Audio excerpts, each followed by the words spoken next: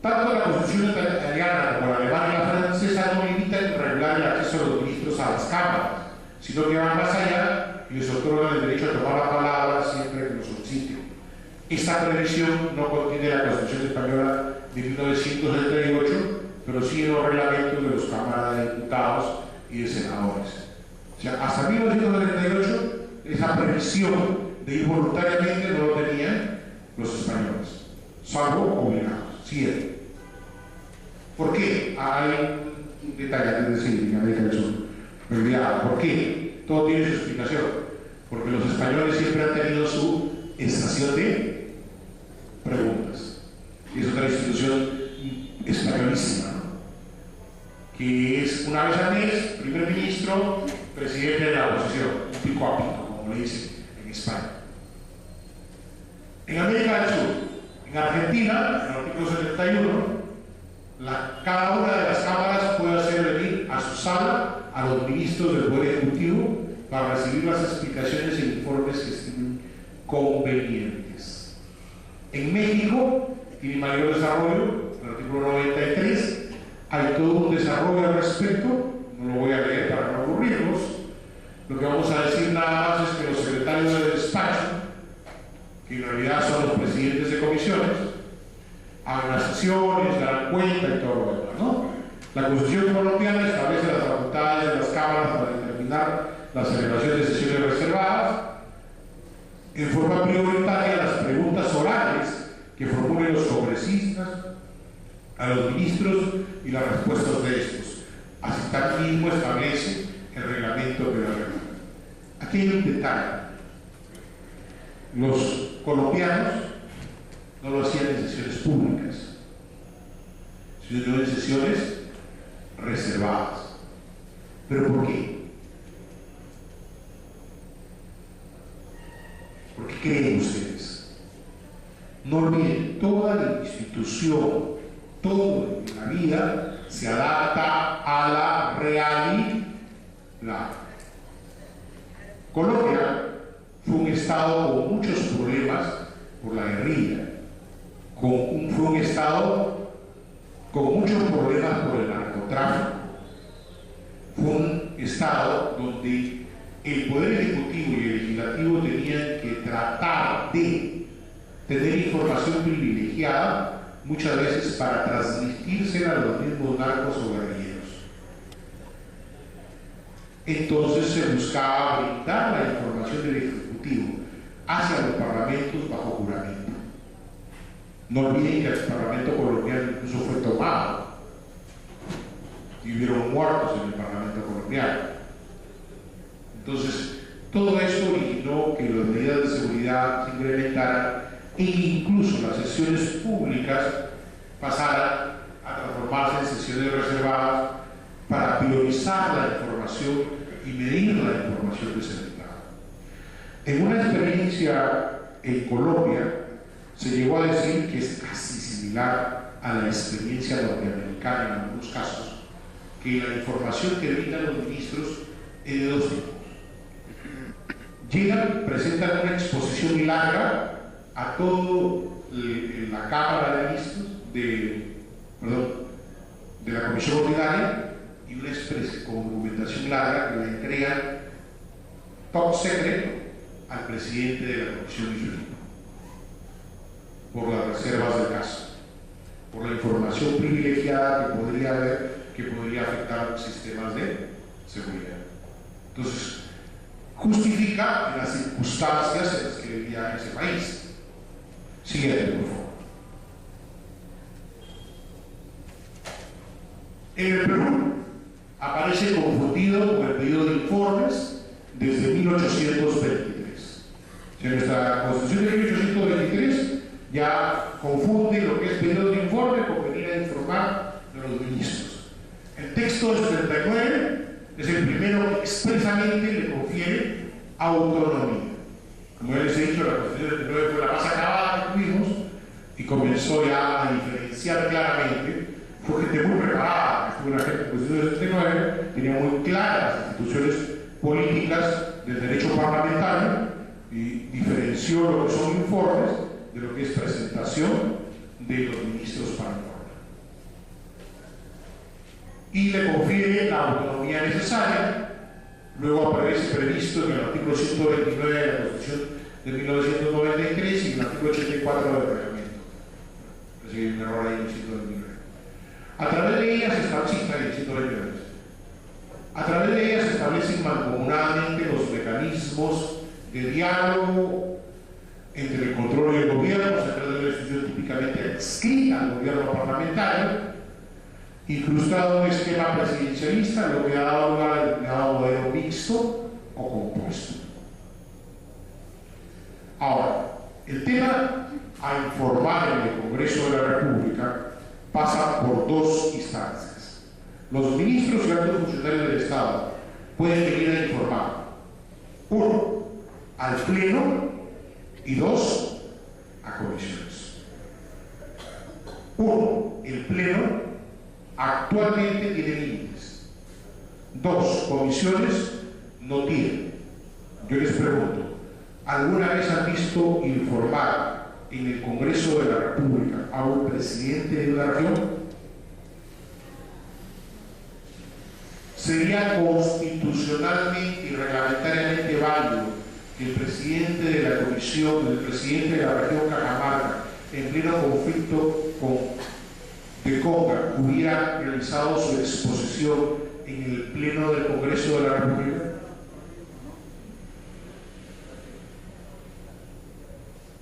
Los ministros sí. Entonces, ahí hay un tema de vacío legal que hay que analizar mucho. Puede venir hasta el presidente del Poder Judicial, puede pedir hacer su exposición en el Congreso de la República. Y un presidente regional que muchas veces maneja más presupuesto que otros entes, ¿por qué no puede? ¿Qué consecuencias tendría venir y presentarse? ¿Qué responsabilidad política podría tener esa presentación? ¿Qué consecuencias de orden jurídico constitucional podría tener? Vamos a analizar algunas hipótesis. Primero, si se presenta un ministro de Estado ante el Pleno a informar, ¿podría proceder una censura? Sí. Porque o es por moción de interpretación o por presentarse voluntariamente. Ya lo hemos visto, ¿no es cierto? Es un ente, entonces hay una consecuencia política. Si el ministro no guarda las formas dentro del Parlamento, ¿podrá ser amonestado? Sí, puede ser censurado. ¿Qué pasa si viene un presidente regional y comienza a insultar a todo el Parlamento y le tocan el timbre y zapatea y al final se para y se va? ¿Cuál es la responsabilidad política que le podrían poner? ¿El Parlamento?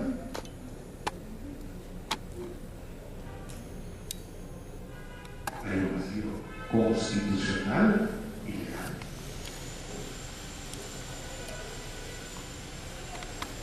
¿Cuál es el fundamento? Que uno es designado por el presidente de la República, que es un poder por designación, mientras que el otro es un poder directo, entregado por elección. Pero a la par que se puede censurar, ellos no tienen derecho a juicio. Entonces, algunos presidentes regionales en algún momento tenían derecho a juicio, pero yo les decía, ya te damos derecho a juicio, pero tienes también la capacidad de ser censurado por el Parlamento. Ah, no. La carrera por hueso, ¿no?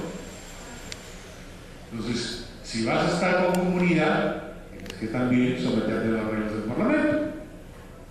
Entonces, ese es el vacío que tenemos ahora y por el cual incluso a comisiones, ya dijimos en pleno, a comisiones muchos presidentes regionales, muchos alcaldes se niegan o buscan pretextos o juegan al gran cambalache en la presentación en comisiones. ¿Por qué? Porque el principio de oportunidad es básico de control político.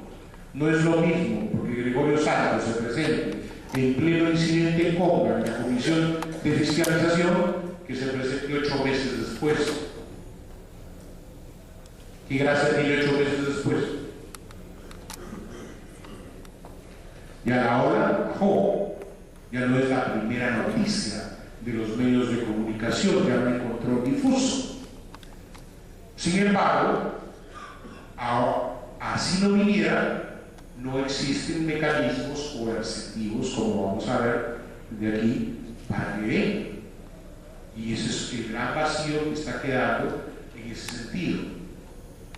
Los ministros siguen teniendo responsabilidad, porque le vuelvo a decir, señor ministro, venga usted para informarme el problema de los accidentes de tránsito de carreteras a la Comisión de Transportes. No llega, mire que sabe que tengo el viajecito que tiene el extranjero, reprobarlo. Segunda vaga, no que reprobarlo.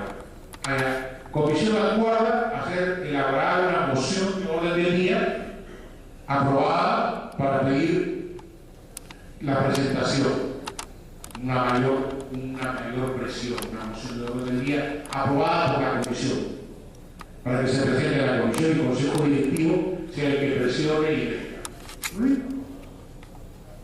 No viene con la moción, una moción de interpelación, y viene sin sí, que la prueba.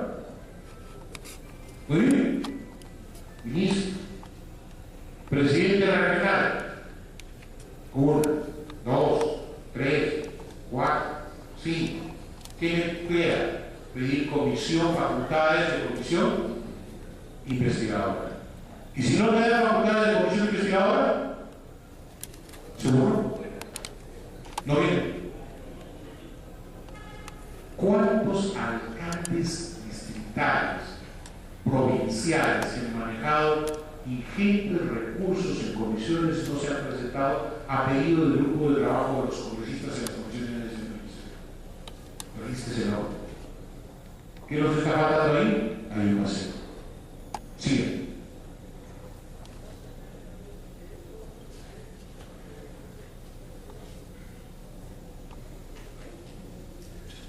Una cosita que nosotros somos de río.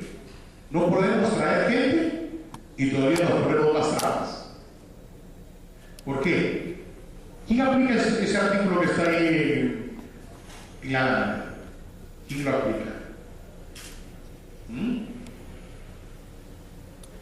El último párrafo del artículo 84 del reglamento establece que la invitación para informar a las comisiones se acordará en el seno de la comisión y se hará efectiva mediante oficio del presidente de la comisión, refrendado por el secretario de la misma y dando cuenta a la mesa directiva del Congreso.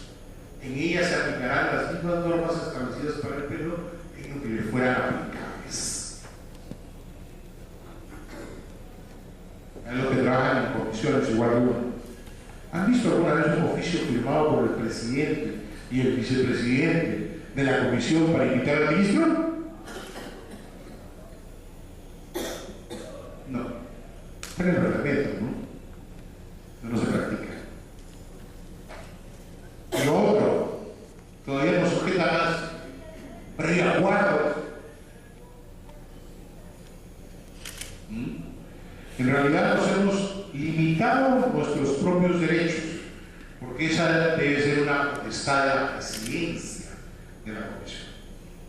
Hay algo que no entiende en el artículo 5 del reglamento, dice que la facultad de control político es la facultad de presidencia del Consejo Ministerial. Es decir, un presidente de comisión es el par del ministro. Eso es lo que tienen que entender muchos presidentes de comisiones de entienden. Señor, si yo soy presidente de la comisión de producción, yo soy el presidente, yo soy el ministro de la producción en el Parlamento. Por ende, lo que debo buscar siempre, tanto el ministro como yo, una estrecha coordinación. Cuando un ministro no trabaja con un presidente de comisión, está fracasando. Y un presidente de comisión no tiene buenas relaciones con un ministro, con su ministro de su sector, también va a fracasar. Debe buscar siempre tener buenas relaciones. Yo no estoy diciendo que se aconcharan buenas relaciones.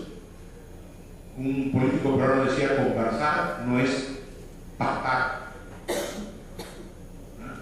Entonces, porque eso va a generar de que yo pueda llamar directamente al ministro, y eso es algo que también no veo ahora mucho. Hay mucho temor a veces de los presidentes de comisión. Los secretarios técnicos o los especialistas o los secretarios parece que tenemos más capacidad de diálogo con los presidentes de comisión. Llámalo tú al ministro. Cuando ellos son los que deberían tener línea directa con el ministro y decir: ministro, oye, hay este problema, ¿cuándo puedes venir? ¿Qué te parece? Pongámonos de acuerdo. Y te saco los oficios para el día que tú quieres. Evitemos los problemas. Pero no, llama a la secretaria, el ministro no quiere contestar, la secretaria le dice que el ministro está ocupado, que haciendo pitch, que me llama dentro de 5 minutos, y llama dentro de media hora, no, el ministro viene a una reunión urgente, que devuelva la llamada mañana. Por favor, ¿qué tratos son esos? Son primos interpares, les guste o no les guste, por función. Y ahí es donde comienza, pues, una guerrita interna, ¿no? Ah, ya no me quieres, señoría. Oye, tengo el proyecto de ley ahí, pues, que es importante para mi sector. Ah, sí.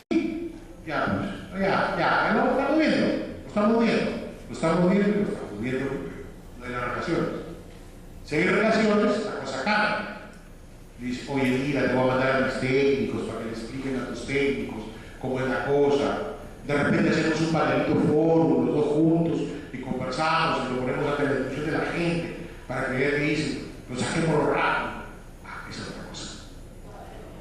Eso es lo que ahora en los parlamentos modernos tienden a llamar colaboración entre poderes del Estado, y de alguna manera estas presentaciones deben tender a eso, a que face to face los ministros, los altos funcionarios con los miembros del Parlamento tengan ese acercamiento.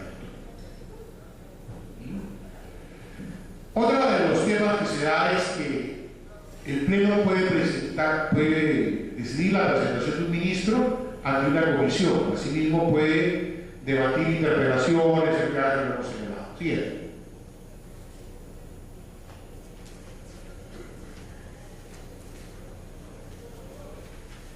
Bueno, en comisiones, por mandato legal, también concurren ministros obligatoriamente una vez al año o altos funcionarios a exponer. Sería bueno, y eso es otro de los temas que encargué y que en algunas comisiones no ni cuenta se dan o no lo quieren hacer también, es que hay mandatos legales que altos funcionarios del Estado o ministros de Estado están obligados a presentarse ante comisiones y no se realizan excepciones. Las más famosas son la presentación de la Defensora del Pueblo ante la Comisión Conjunta de Justicia y Constitución, el Defensor del Pueblo, pero de ahí hay mandatos legales expresados. Nosotros mismos hemos puesto en las leyes y no los cumplimos. Por ejemplo, a la Comisión de Comercio Exterior por el Día del Artesano, sesión conjunta con producción. ¿Se ha producido este año? No se ha producido. El presidente de Sierra Exportadora, una vez al año, a la Comisión Agraria y Comercio Exterior, sesión conjunta. ¿Se ha producido? No se ha programado. ¿A qué estamos aplicando?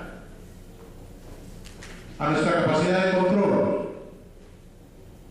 Porque otra de las cosas que debemos señalar es que, y bueno, esto ya no es precisamente teoría, sino práctica, los grandes problemas que veo ahora en el desarrollo de la presentación de los ministros y los altos funcionarios del Estado es lo siguiente: la total improvisación. Improvisación de la comisión, improvisación de los congresistas de la comisión, improvisación de los asesores de la comisión. Ya quisiera ganarme la plata como se ganan ahora los asesores de despacho. La doctora dice, ay, esa época de ¿qué íbamos a ir a una presentación de un ministro a estar sentado mirando toda la disertación cruzado de brazos? Nos íbamos con nuestra maleta llena de documentos, con hojas resúmenes, con preguntas preestablecidas para nuestro congresista, con información. Y el congresista preguntaba sobre el tema debidamente informado. Ahora no, ni el presidente de la comisión pregunta debidamente informado.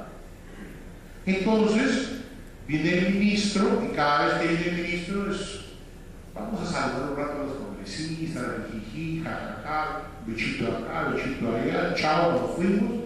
¿Qué pasó? No, si no saben nada, hombre, no nos escuchan. ¿Cómo quedamos? Somos profesionales, todos trabajan. ¿Cómo quedamos? Bueno. Y la información está. En este mundo actual ya no hay que la información solo está, la información está en la web de las páginas de los ministerios, la información está en Google, hay información valiosa. Lo que tenemos es que trabajar. Lo que pasa es que no, una mínima batería de 4 o 5 preguntas bien planteadas, y muchas veces solamente escuchamos de nuestros congresistas un comentario político muy soso, muy vacío, pero nada sustancial sobre el fondo de coja carne. Y cuando no coges carne, todo el mundo se va feliz. Simplemente han aventado plumas y las plumas se sacuden soplando. Se acabó. Otra cosa es enviar cancerberos, ¿no? Pero es una función del Parlamento. Sino, ¿para qué tenemos la institución? ¿Para qué hemos perdido 2 horas de presentación de los ministros? Pues y ahí la diferencia con lo que llaman algunos políticos tradicionales. Dicen, siempre tiene la pepa, lo que pasa es que tiene un equipo que está trabajando siempre para él y que está siempre informando y que le da, o sea, por si acaso esto es así, no me vengas a sorprender. Y ese es el gran tema de la presentación de comisión. Y es por eso que la mayoría prefiere ir a comisión y dice, no, en la comisión no pasa nada, no más. Como que nos tomamos un cafecito, un capuchino en el Congreso. Sigue.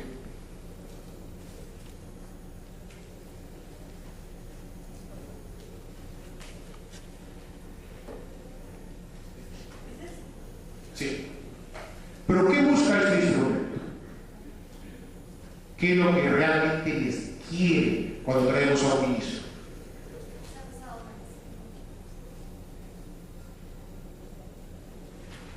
Hay uno. La indagación que hace el Parlamento sobre las decisiones tomadas individualmente por cada ministro de la administración en sus respectivos portafolios. Eso es lo que busca la invitación a un ministro. Tu responsabilidad a ti como ministro, no como consejo de ministros, sino a ti que eres el especialista en el sector, que yo soy el especialista en tu sector, tú, ¿cuál es tu responsabilidad? Si bien es cierto, no requiere un pliego interpelatorio, pero sí la precisión del tema a exponer y los hechos a clarificar. Esto es el oficio que debe ir, la precisión del tema a exponer o los hechos a clarificar. Esto es lo que se conoce ahora, que se sigue insistiendo mucho, con las garantías constitucionales del debido proceso. Yo no puedo invitar a un ministro a que me exponga sobre los problemas de los accidentes de tránsito y termino hablándole de la carretera del Sol. va a improvisar. Entonces, eso es lo que también tenemos que centrarse, las agendas con las que invitamos a los ministros, y tratar también como presidentes, con las potestades que les da el reglamento, de centrar los debates. Los debates en las comisiones se están distorsionando, se están yendo muchas veces por temas solo accesorios y no el tema principal por los que terminan siendo invitados los ministros. Y el tercero, prima el principio de especialización. Se supone que si estoy en producción sé porque conozco el sector y estoy preparando preguntas del sector. La pregunta es, ¿por qué no preguntan del sector y terminan preguntando cualquier cosa? Siguiente.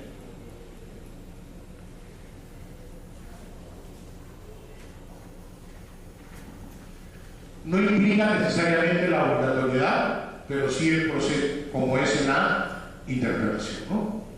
La invitación es un instrumento, pero la invitación también es fundamentalmente esto, un instrumento de transacción en la práctica parlamentaria. Así, en la práctica parlamentaria se aprecia que con este recurso se evita ir al pleno, se evita una interpretación y permite transar entre la mayoría y la minoría, evitando las consecuencias que podría tener una presentación ante el pleno para quedarse en una simple presentación ante una comisión. Bajo el principio, y se utiliza mucho ahora, repito, de que es preferible que los escuche la comisión especializada. Y en realidad es preferible, pero en la medida en que la comisión especializada tenga miembros especializados, asesores especializados. ¿Por qué? Porque hay que ser objetivos también. ¿Cuántos realmente tienen interés en la presentación que por mandato legal ante el Pleno tiene que hacerse sobre los avances de desarrollo de género del Pleno? Las ministras hablan, todo el mundo escucha, hablan 8 o 10 damas y todo el resto de parlamentarios está en otra cosa. O sea, miren, es un tema de igualdad de género, es muy importante, pero es gravitante como para perder toda una tarde de minutos. Hay temas mucho más importantes.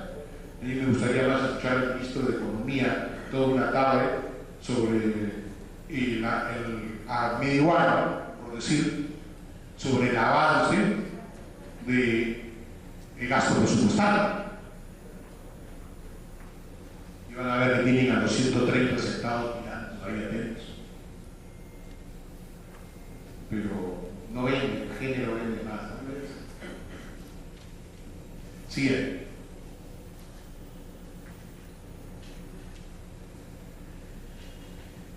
Ya les señalaba que uno de los grandes problemas de los altos funcionarios es que se presentan luego de varias invitaciones. El funcionario se puede acordar en la comisión investigadora, lo único que queda, cuando no viene, o puede optar, que realmente nadie lo utiliza,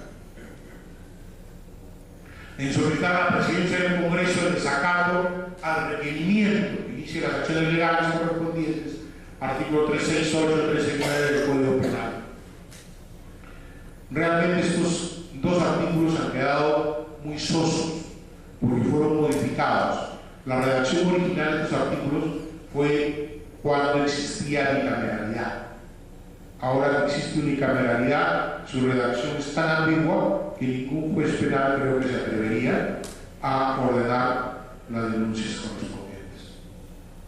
Pero tenemos que ver un mecanismo para obligar a los presidentes regionales, a los gobiernos locales a la presentación ante las comisiones. Nuestro nuevo diseño organizacional político del país está establecido en 3: gobierno central, gobierno regional y gobierno local.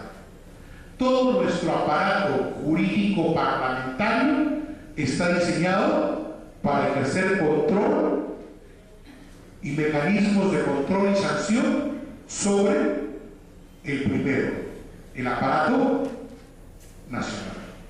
Los otros dos aparatos han quedado subditados a pequeños órganos dentro de su composición de control político, órganos que realmente no cumplen la función. En el caso de los gobiernos regionales, a sus asambleas regionales, y en el caso de los órganos locales, a sus consejos locales, los regidores. ¿Pero cumplen realmente la labor de control? No, porque tampoco cuentan con los mecanismos necesarios instrumentalizados legalmente. Entonces, el diseño del control político peruano para invitar a altos funcionarios del Estado se ha quedado en la etapa solo de la fase de el gobierno central. Queda el vacío, y es como reflexión, de subsanar cómo debemos cubrir el vacío a nivel de gobiernos regionales y gobiernos locales.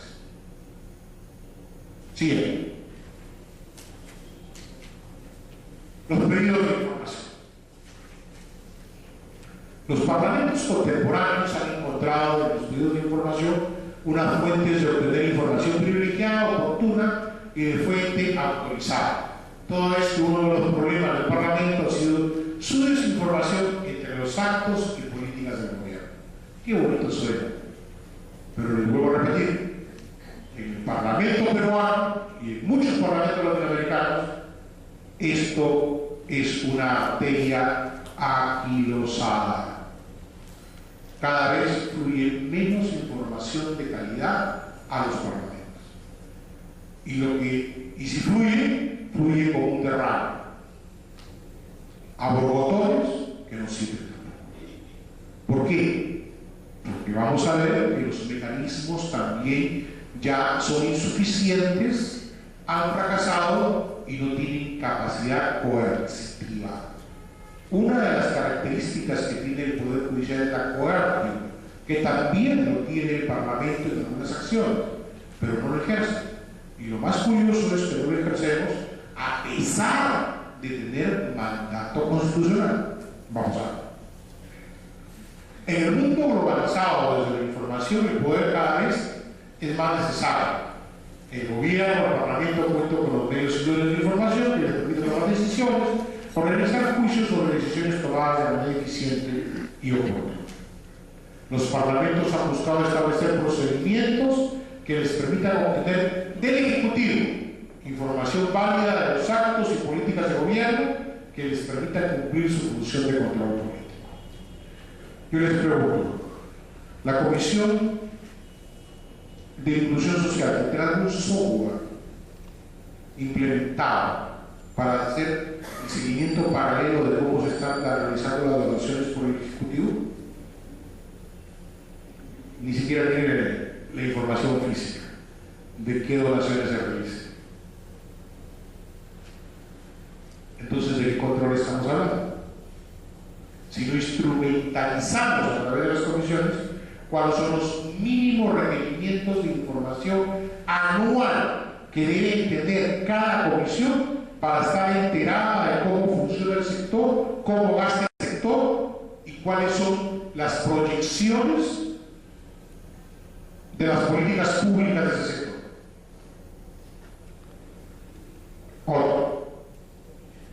¿Alguna comisión hace un tamiz entre la presentación del gabinete en la sesión de investidura con lo que le corresponde a su sector y lo que va implementando el ministro?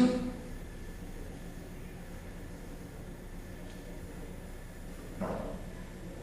Entonces, ¿cómo podemos hacer? Cruzando información. Para eso necesitamos pedidos de información. Siguiente. El pedido de información se ha movido mucho en el año pasado, parece que cambio de página. En nuestro país aparece en la Constitución de 1834. El pedido de información es una proposición mediante la cual se busca conocer algún dato, hecho, suceso, acontecimiento que permita la formación de un juicio de valor sobre los mismos. Dicho pedido debe hacerse por escrito, fundamentado y preciso, de conformidad con las formalidades que exige el reglamento del Congreso. Escrito, fundamentado, preciso. Lo único que se cumple ahí es por escrito. Preciso. Ese es el gran problema, no sabemos pedir.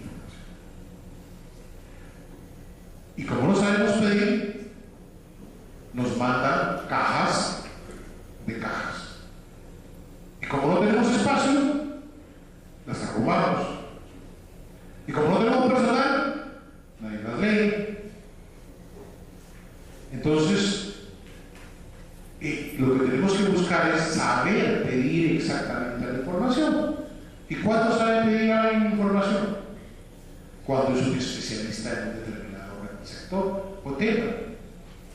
O ustedes piensan que si van al oculista, el oculista le va a pedir, a ver, hazte examen de, ¿qué te digo?, de orina.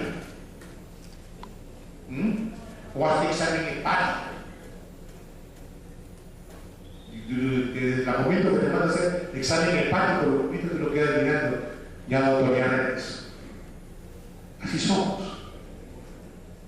Vamos a ver el problema de una contratación del Estado que fue en el tema de los postores y pedimos todo el expediente.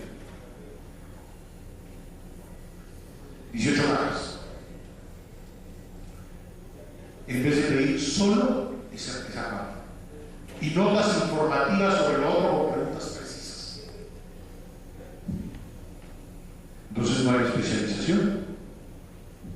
Así de simple. Otro tema, las formalidades que exige el reglamento. Bueno, el reglamento pone muy pocas formalidades, pero también muy poca obligación al respecto. Aquí hay un detalle que hay que señalar, y eso también por lo cual los parlamentos hemos pecado y de alguna manera los ejecutivos también nos han ido inundando de información. En los despachos, sobre todo congresales, la gente que no quiere pagar sus copias de información va y las pide a un congresista. Y el congresista pide todo porque a nosotros nos envían todo gratis. Pero los ministerios dicen, me está pidiendo tal cosa tal congresista. Son 188 cajas.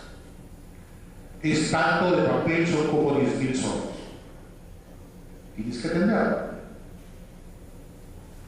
Pero la pregunta es, ¿el congresista realmente va a revisar eso o hay alguien que le ha pedido al congresista esa información? Y lo malo es que hay lobbies detrás. Y eso ha originado de que no, lo voy a déjalo que lo pida que pasen los 15 días, déjalo que pasen los 7 días. Cuando insista le mandamos la información, porque es mucho, pues, y comienzan a dilatarnos.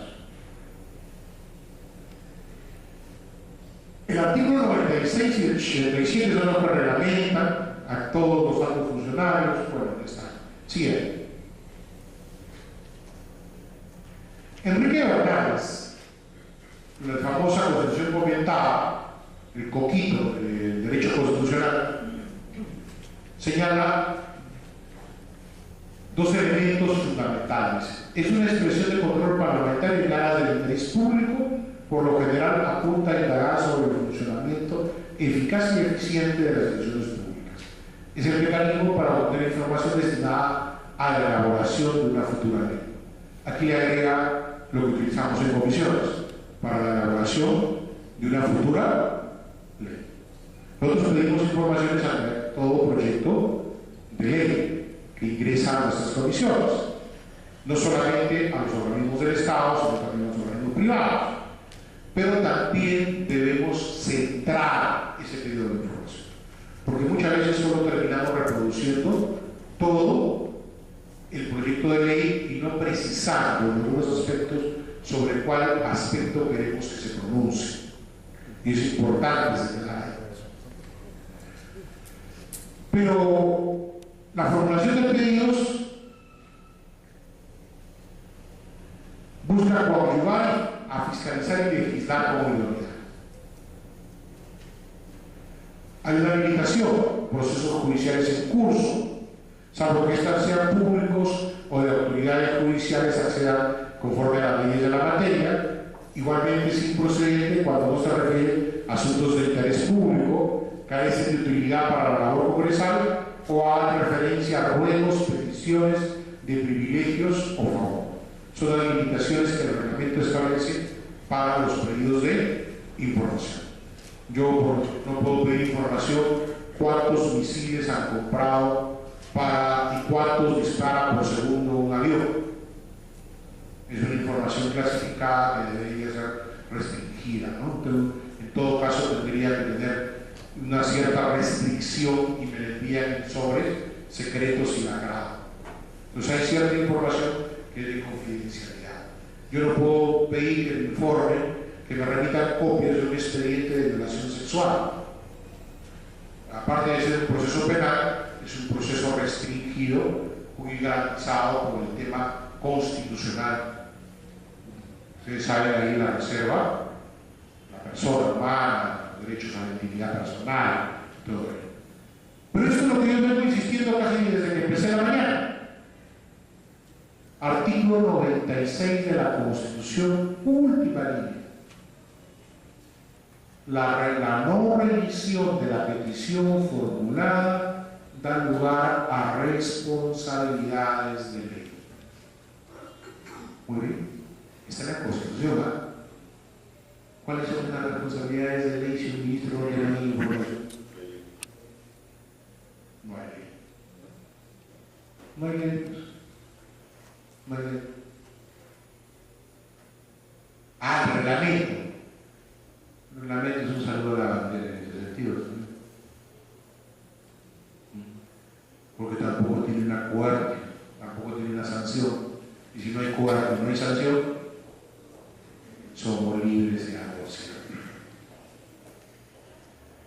El artículo 87, que es la responsabilidad de ley, tienes 15 días para responder el pedido. Si no, 7 días. Si no, das cuenta consejo directivo. Consejo directivo a través de la oficina de despacho, manda ese pedido. Si quieren te contestan, si no queda ahí. Cuando te recuerdas que al final de la legislatura nunca te contestan. ¿Pero por qué es eso? ¿Es que acaso hay un órgano supranacional que elabora las leyes para poder desarrollar ese artículo constitucional? No, ¿quiénes son? Nosotros. ¿Qué hemos hecho? Nada.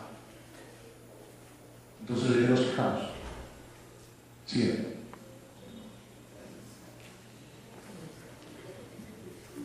Ya me voy. La pregunta. El Consejo Directivo puede, digamos, ante la denuencia del ministro, a trasladar la información, obligar a que el ministro vaya a la comisión.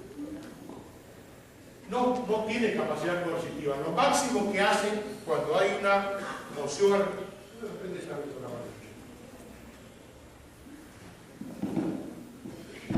lo que pasa es que el Consejo Directivo tampoco tiene un mandato imperativo. El único mandato imperativo que va a determinar una responsabilidad sobre un ministro es su presentación en el Pleno. Recordemos que el Consejo Directivo es un mero tramitador de acuerdos.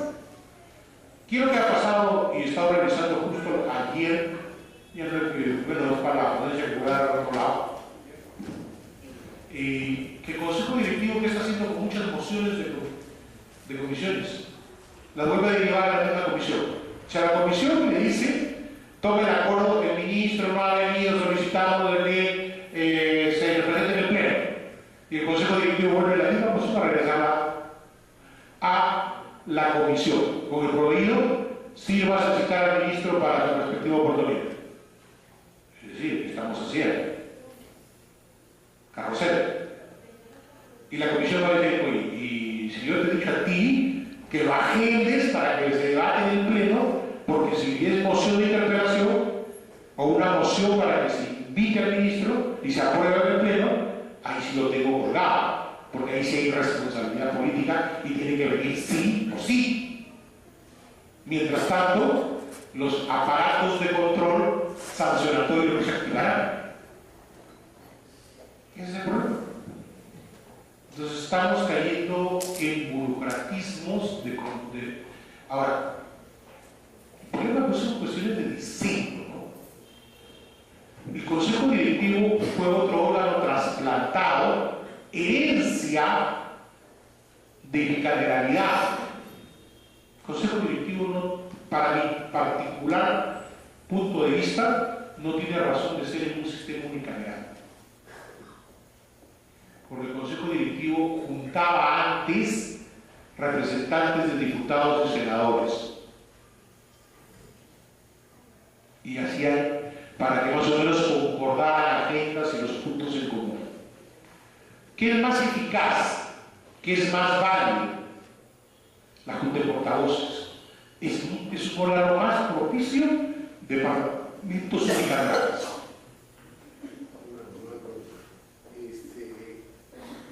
Es ahí, en el Consejo Directivo, donde ven los temas administrativos. Claro. O sea, en realidad, inclusive podría ser que más tiempo le dedicara a los temas administrativos que a los temas estrictamente políticos. Y los temas administrativos que se ven en el Consejo Directivo son un saludo a la bandera, porque son daciones de cuenta. Dese cuenta que se ha elegido a fulano a ser funcionario. No saben ni los nombres, figuran con una plena dando cuenta y pasa. Entonces, es un órgano de 30 miembros. Más efectivo, vuelvo a repetir. Por eso algunas presidencias en el periodo pasado van a encontrar que todo el año hicieron 6 o 7 consejos directivos. Otros hicieron toda la semana consejos directivos. Entonces, ¿por quién reemplazaron al consejo directivo? Por la Junta de Portavoces. Porque ¿qué pasa en el consejo directivo? Sobre todo para determinar los temas de la agenda. Y es como natural la naturaleza humana, no podemos alterar. En el consejo directivo está el consejo de portavoz más 3 o 4 miembros de una determinada. Entonces decía, vamos a ver qué temas entran a la agenda, van a entrar esos 4 temas. Pero como yo estoy ahí y tengo mi temita también, pido que me quede. Entonces terminaban entrando más temas. En cambio, en Junta de Portavoces es uno por bancada. Y le decía, ya, tu bancada, ¿cuáles consideras que son importantes? 2, tú 2, ya. La presidencia y la mesa directiva consideran que estos temas van a los de ustedes, ya está. Una agenda de 35 puntos manejable. Y aparte de eso, miramos la imagen del Parlamento. Porque se crea una monstruosidad de agenda de 80 y tantos puntos que no lo vamos a ver. Y que la gente ante la opinión pública, un estudiante viene y ve esa agenda y dice, ¿y cuántos tocaron al final de la jornada? 5 temas. Entonces la mujer del César no solamente debe ser, sino debe parecer. La mejor es la expresión de voluntad de los grupos políticos, que son finalmente los que van a votar. E incluso ahí, cuando los voceros hablan, ¿qué ocurría? Decían, oye, pido la ley de orden interno. Decían, ya pues, eso no lo pongan, no. Pero el consejo directivo, como son más, ya, no, hermanito, ya, como chile.